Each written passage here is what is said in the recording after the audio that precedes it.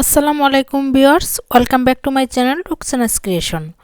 আজ আমি আপনাদের খুবই সুন্দর লেটেস্ট একটা গলার ডিজাইন দেখাবো।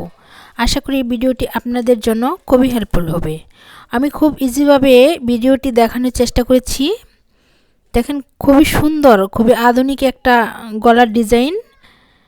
মাঝখানে একটা ফিতা দিয়ে উপরে সুবোতাম দিয়েছি। চলুন ভিডিওটি শুরু করা যাক। আমি প্রথমে বরাবরের মতোই জামার গলা গোল গলা কাটিং করে নিয়েছি নরমালি। এই যে কুচির জন্য একটা আলাদা কাপড় কাটিং করে নিয়েছি, এক কালার কাপড়। কাপড়টির চওড়া হচ্ছে 2.5 ইঞ্চি।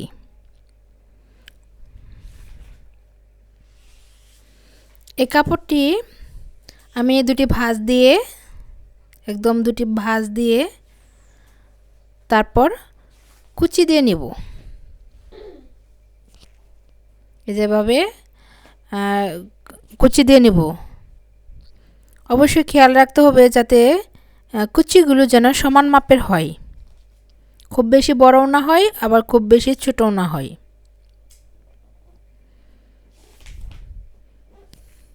আমি এখন কুচিগুলো দিয়ে নিচ্ছি।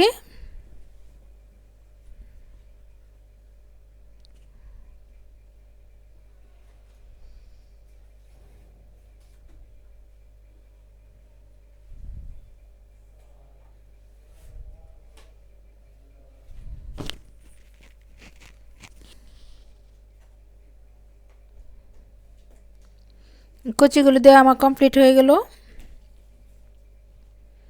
এই যে দেখেন, একদম অবশ্যই বুঝতে পারতেছেন যে কুচিগুলো কতটুকু মাপ দিয়ে করেছি।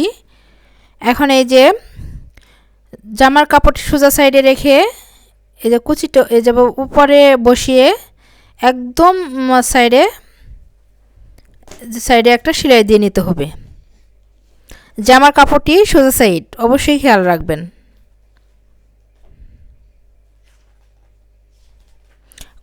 আগে কুচি সেলাইটা যেখানে দিয়েছি আমি সেই বরাবরই এই সেলাইটাও দিয়ে নিচ্ছি।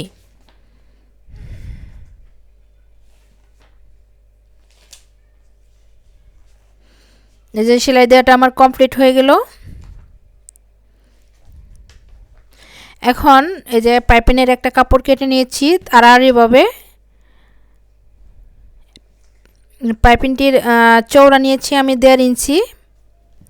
এখন পাইপিনটিকে নিচে রেখে যে নিচে রেখে আমি আবার একটা সেলাই দিয়ে নেব।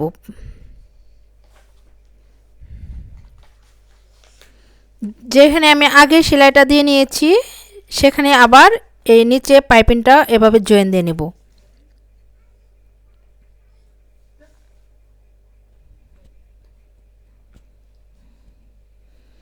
এই যে জয়েন দিয়ে আমার কমপ্লিট হয়ে গেল। এখন আমি এই যে এখানে একটু ছোট ছোট কেচের মাথা দিয়ে কেটে নিব।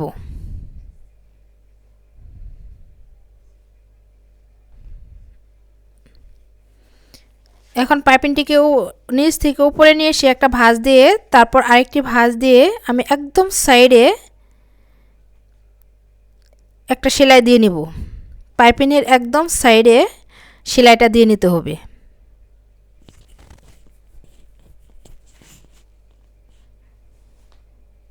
অবশ্যই পাইপিং লাগানো কাজটা ধীরে ধীরে করবেন।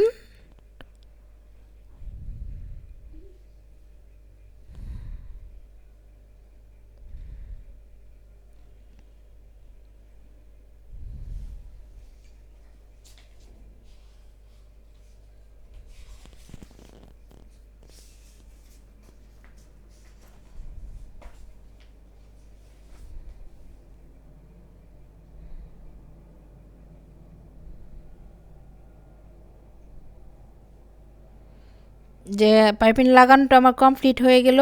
দেখেন, এখন উপর দিয়ে একটা আয়রন দিয়ে নিলেই এটা বসে যাবে।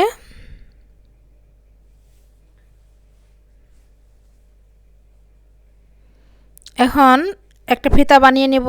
তার জন্য একটা সোজা কাপড় কেটে নিয়েছি। কাপড়টির চওড়া হচ্ছে 1.5 ইঞ্চি। তারপর একটা ভাঁজ দিয়ে আমি একটা সেলাই দিয়ে নেব। 2 সুতা পরিমাণ ফাঁকা রেখে আমি একটা সেলাই দিয়ে নেব।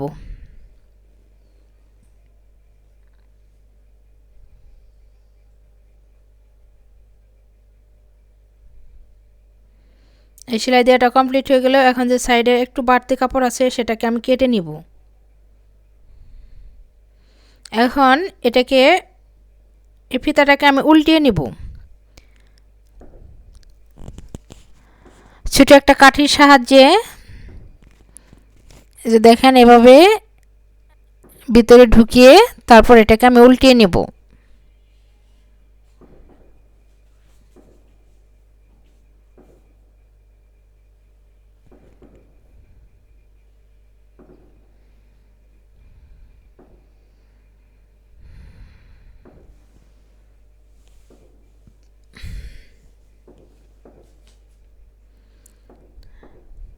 এই যে আমার উল্টানো কমপ্লিট হয়ে গেল।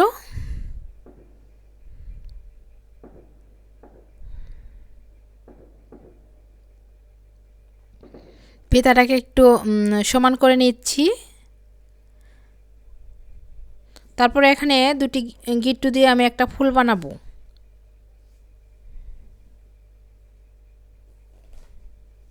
যেই ফিতাটা এই পাশ দিয়ে ঢুকিয়ে একটা ফুল বানিয়ে নিব। মনোযোগ দিয়ে দেখলে অবশ্যই বুঝতে পারবেন। আমার চ্যানেলে যারা নতুন দর্শক প্লিজ চ্যানেলটি সাবস্ক্রাইব করে দিবেন এবং পাশে থাকা বেল বাটনটি বাজিয়ে দিবেন যাতে নতুন কোনো ভিডিও নোটিফিকেশন সবার আগে আপনার মোবাইলে চলে যায়। আর যারা অলরেডি সাবস্ক্রাইব করেছেন তাদেরকে অসংখ্য ধন্যবাদ। এখন আমি এই ফিতাটির মাথায় একটা ফুল করে নিব। তার জন্য একটা 2.5 ইঞ্চি চওড়া এবং লম্বা একটা কাপড় নিয়েছি। নিয়ে যে ফিতা মাঝখানে কোনাকুনিভাবে রেখে তারপর একটা ফুল বানিয়ে নেব।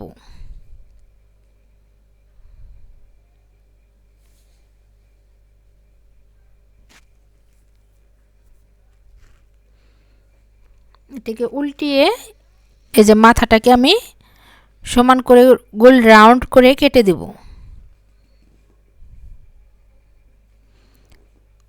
একই প্রসেস অন্য পাশে ফিতাটা আমি করে নেব ফুলটা। এই যে আমার কমপ্লিট হয়ে গেল।